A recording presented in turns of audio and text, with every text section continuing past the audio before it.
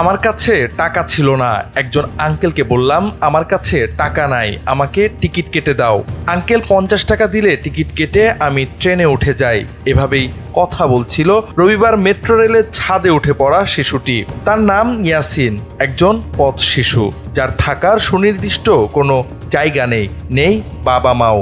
Local bus কিংবা ট্রেনের ছাদে ওঠার মতোই উঠে পড়েছিল মেট্রো রেলের ছাদে। কিছুটা ভারসাম্যহীন ইয়াসিন হয়তো ঠাহরও করতে পারেনি তার এই ছাদে ওঠা কেন্দ্র করে বেঁধে যাবে এলাহি কাণ্ড, থেমে যাবে মেট্রো চলাচল। হয়তো ভাবেইনি এই ছাদে ওঠাটা হতে পারত তার নির্মম মৃত্যুর কারণ।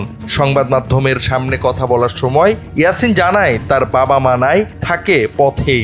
একজন ভাই আছেন, থাকে আখাউড়ায়, তবে তার মোবাইল নাম্বার নাই। মেট্রোর ভেতরে বাতাস চলাচল না করায় ছাদে চড়ে বসেছিল। রাজধানীর সচিবালয় রেল স্টেশনে মেট্রো রেলের 2 কোচের মাঝখান দিয়ে ছাদে উঠেছিল সে। মেট্রো রেল কর্তৃপক্ষ জানায়, ছাদে ওঠা শিশুকে এমআরটি পুলিশ দ্রুতই মই দিয়ে নামিয়ে শাহবাগ থানায় হস্তান্তর করে। কয়েকজন প্রত্যক্ষদর্শী দাবি করেন আরও একজন ছিল, তবে আইন শৃঙ্খলা বাহিনী কাউকে খুঁজে পায়নি।